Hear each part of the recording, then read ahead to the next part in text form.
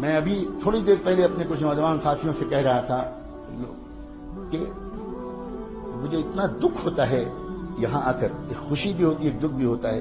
میں دنیا میں بہت جگہ جاتا ہوں، بہت زیادہ میری قسمت میں دنیا بھر میں، ملک بھر میں گھومنا لکھا ہے ابھی تک. تو اس کے باوجود میں یہ بات دیکھتا ہوں کہ جو ایمانی صلاحیت، جو روحانی استعداد اے کشمیر کے نوجوانوں تمہارے اندر ہے، وہ بہت کم جگہ دیکھنے کو ملتی ہے. لیکن نوجوانوں، تم اپنے کو نہیں پہچان پا رہے، تم اپنے کو نہیں پہچان پا رہے. دنیا تمہارے پوٹینشیل کو پہچانتی ہے، اسی وجہ سے تم پر بہت زیادہ محنت کرتی ہے، تم پر للچائی ہوئی نگاہ ڈالتی ہے. دنیا جانتی ہے اس بات کو کہ اگر یہاں کے نوجوانوں نے اپنے کو پہچان لیا تو ہزاروں کلومیٹر دور تک یہ انقلاب لے آئیں. دنیا جانتی ہے تمہارے عشق کے جذبات کو، دنیا جانتی ہے تمہارے نسب کو، دنیا جانتی ہے تمہارے روحانی شجرے کو، دنیا جانتی ہے تمہارے آباء و اجداد کو، دنیا جانتی ہے امیر کبیر شیخ ہمدانی کو، دنیا جانتی ہے سید بلبل شاہ کو، دنیا جانتی ہے سلطان العارفین کو، دنیا جانتی ہے ان کی روحانی میراث کو. اور یہاں کی مٹی میں ان کے فیوض و برکات آج بھی موجود ہیں. آپ سمجھتے ہو میں تم کو دین سکھانے آتا ہوں؟ اس غلط فہمی سے نکل جاؤ. میں یہاں کی وادی سے گزر کر اپنے ایمان کو تازہ کرنے آتا ہوں.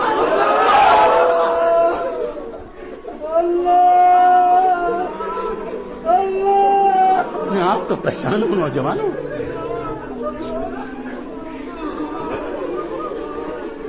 میں تم سے یہ کہوں کہ تم لڑکیوں سے باتیں مت کرو. میں تم سے یہ کہوں کہ تمہاری گرل فرینڈز نہیں ہونی چاہیے. میں تم سے یہ کہوں کہ موبائل سے تم ناجائز باتیں مت کرو. میں تم سے یہ کہوں کہ انٹرنیٹ پر ننگی تصویروں کو مت دیکھا کرو.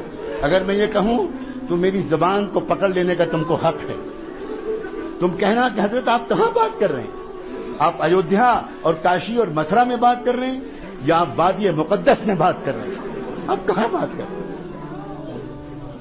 اگر میں تم سے یہ کہوں تو یہ بالکل ایسے ہی ہوگا جیسے میں کسی شہزادے اور کسی کراؤن پرنس اور کسی ولی عہد کے پاس بٹھا دیا جاؤں اور مجھ سے کہا جائے کہ یہ ولی عہد ہیں اور اس سلطنت کا مستقبل ان کے ہاتھ میں ہے اور آپ کو 5 منٹ کا وقت دیا جاتا ہے، آپ اس شہزادے کو کچھ نصیحت کر دیں.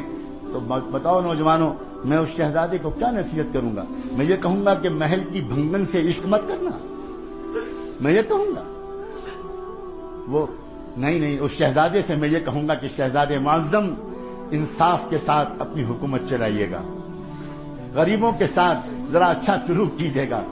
بہت دن ہو گئے آپ کے علاقے کے غریبوں کو کوئی محبت بھرا رہنما نہیں ملا.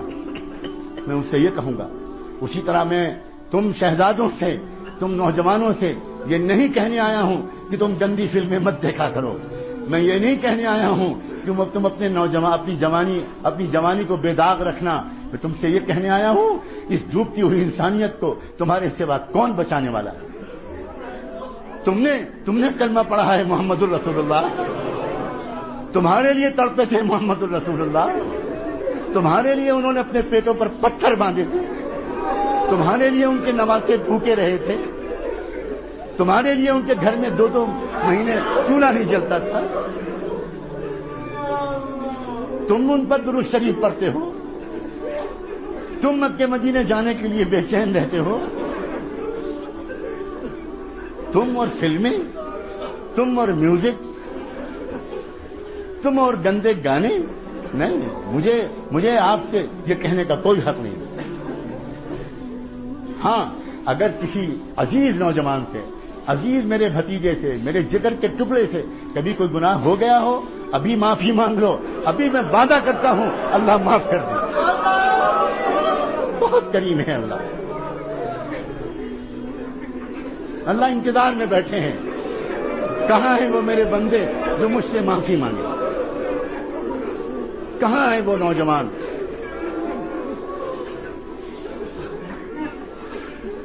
بہت کریم ہے اللہ، بہت رحیم ہے اللہ.